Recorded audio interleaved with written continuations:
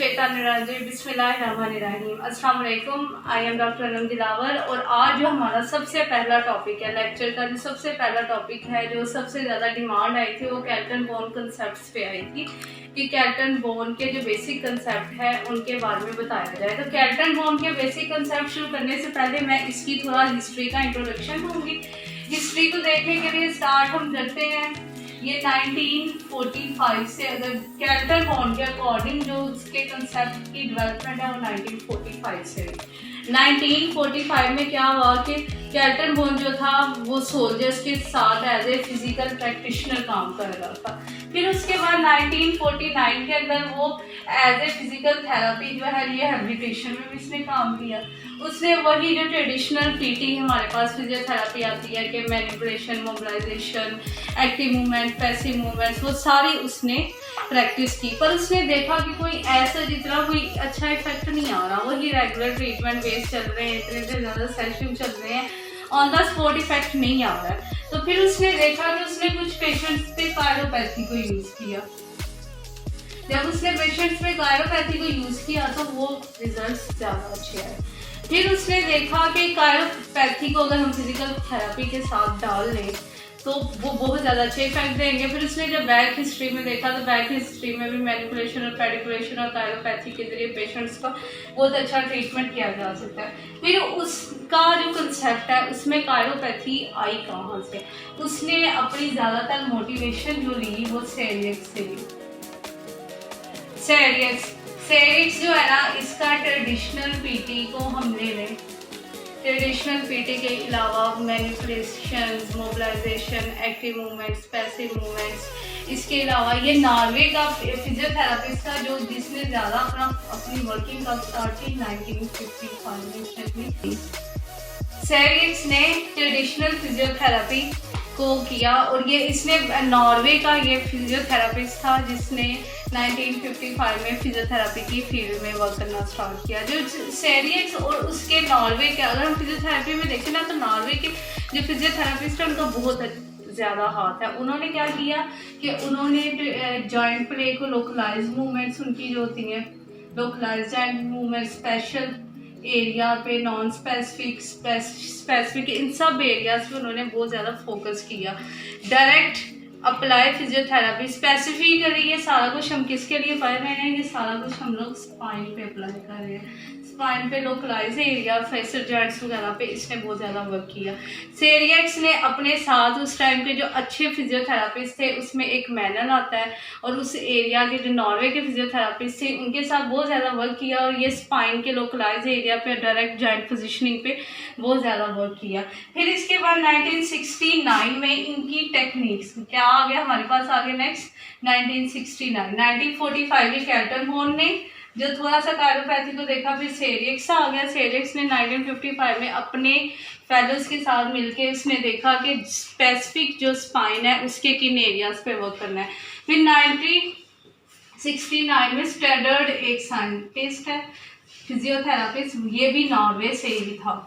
इसने क्या किया? इसने इन सब की ये जो सेरियक्स और उसके जो कलीग्स थे नॉर्वे के, उनकी जो टेक्निक्स थी उनको एक बुक में लिख दिया। उससे फिर कैल्टन बोन को क्या हुआ? आइडिया हुआ कि उस सेरियक्स को कैसे लेके चलना है। फिर इसने जब अपना जो प्रॉपर कैल्टन बोन का कंसेप्ट था वो 1955 में दिया। कब दिया? 1955 में। सेरियक्स जो है कैल्टन बोन और सेरियक्स ने और इसके अलावा और भी बहुत ज़्यादा इंटरनेशनल साइंटिस्ट थे। जब ये कैल्टन बोन इनके साथ मिला तो उस टाइम इन्होंने इस पे वर्क करना स्टार्ट किया।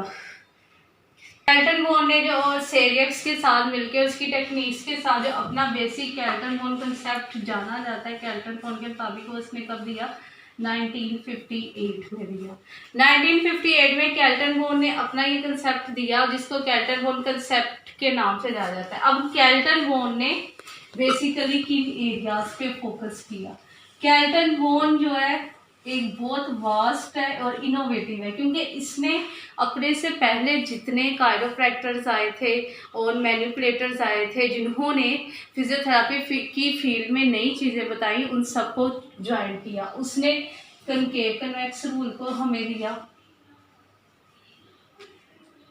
3D जॉइंट प्ले मूवमेंट्स उसने हमें बताई।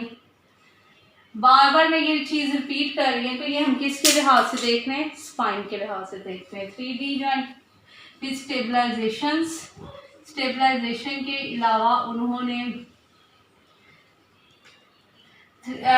जॉइंट की पोजीशनिंग, उनकी ग्रेडिंग, उनकी मूवमेंट के लिहाज से ग्रेडिंग,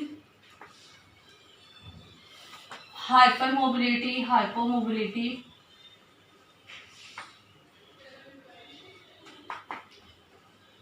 इसके अलावा एर्गोनॉमिक प्रिंसिपल्स, इनके लिहाज से इन सब को किसने, कैल्टनबॉर्न ने हाईलाइट किया। कैल्टनबॉर्न ने इन सब चीज़ों को हाईलाइट किया और उसने जो अपनी टेक्निक्स की, वो टेक्निक्स उसकी 3 चीज़ों की बेस पे होती थी।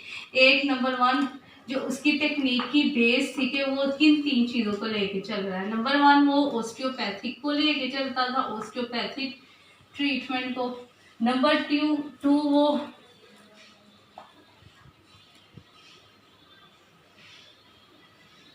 ऑस्टियोपैथिक टेक्निक्स को। नंबर 2 और ऑर्थोपेडिक्स टेक्निक जो उससे पहले फिजियोथेरेपी की फील्ड में आ रही थी। इसके अलावा जो नंबर 3 जो कैल्टनबॉर्न ने सेरियक्स के साथ वर्क करके, इसके अलावा बाकी सबका वर्क ऑब्जर्व करके इट्स ऑन टेक्निक्स जो थी वो सब कैल्टनबॉर्न ने कंबाइन की। ये तीनों उसकी टेक्निक्स में, उसकी बेस इन तीनों चीज़ों पे होती थी और उसकी टेक्निक में इन तीनों चीज़ों को यूज़ करके हम लोग क्या पेन का रिलीफ कर रहे होते थे। पेन रिलीफ पे अपने फोकस किया। दूसरी चीज़ मसल रिलैक्सेशन पे फोकस किया। और तीसरी जो सबसे इम्पोर्टेंट चीज़ है, जब सबसे पहले नहीं थी की जाती, स्ट्रेचिंग पे फोकस किया। उसकी जितनी भी मैनिपुलेटिंग टेक्निक्स है उसमें स्ट्रेचिंग का एक बहुत बड़ा हाथ है। फिर जब उसने ये सारा कुछ, फिर ये इसकी टेक्निक्स इसके मुताबिक ये वर्क करता रहा। फिर आया हमारे पास 1973 में ओलफ एवजिथाए, वो भी नॉर्वे से रिलेटेड थे, नॉर्वे के ही फिजिकल थेरेपिस्ट थे। उन्होंने कैल्टनबॉर्न की ये जो टेक्निक्स थी, इसके प्रिंसिपल्स, उन्हें उसने किन एरियाज पे किया, उसकी बेस क्या थी, कौन सी 3 चीज़ें, और वो किन टेक्निक्स को यूज़ करके सबसे ज़्यादा 3 उसके जो आउटकम्स आ रहे थे वो कौन से 3 बेसिक आउटकम्स है, वो सारा उसने इन्हीं को फोकस किया। पर उसने इनमें कुछ मॉडर्नाइजेशन अपने एक्सपीरियंस के लिहाज से उसने सेल्फ ट्रीटमेंट, इसके अलावा सेल्फ स्टेबलाइजेशन, सेल्फ मोबिलाइजेशन, ये सारा कुछ इसने इसके साथ ही किया। 1973 में जो कैल्टनबॉर्न और एवजिथ ने इकट्ठा काम करना शुरू कर दिया। एवजिथ ने ये self treatment, self stabilization, self mobilization और सेल्फ इकोनॉमिक प्रिंसिपल की मैनेजमेंट, मतलब एक अपनी पर्सनल मोबिलाइजेशन के, अपनी पर्सनल मैनेजमेंट के लिहाज से इसने इनको गाइड किया। फिर इसके अलावा 73 के बाद जो इसने जो है हम डिफरेंट फिजिकल थेरेपी है उनके जो प्रोवोकिंग टेस्ट है, एनालिटिकल टेस्ट है, उन पे बहुत ज़्यादा फोकस किया। इसने उन टेस्ट को बनाया। इसके अलावा 1973 में एक इंटरनेशनल कॉन्फ्रेंस हुई थी। 1973 के अंदर जब इनकी कोलैबोरेशन हुई, इंटरनेशनल कॉन्फ्रेंस हुई, जिसमें सेरियक्स ने भी, मैनल ने भी, एवजिथ ने भी, कैल्टनबॉर्न ने भी जो है वो पार्टिसिपेट किया। और एक पूरे सेमिनार का, कॉन्फ्रेंस का जो एंड था उसमें कैल्टनबॉर्न एवजिथ कंसेप्ट को जो था वो फाइनल किया गया था। और फाइनल करके इसमें 3 चीज़ें डाली गई थी। एक कैल्टनबॉर्न टेक्निक्स को, कैल्टनबॉर्न की ओलफ एवजिथ की टेक्निक्स को, इसके अलावा अदर प्रैक्टिशनर्स की टेक्निक को।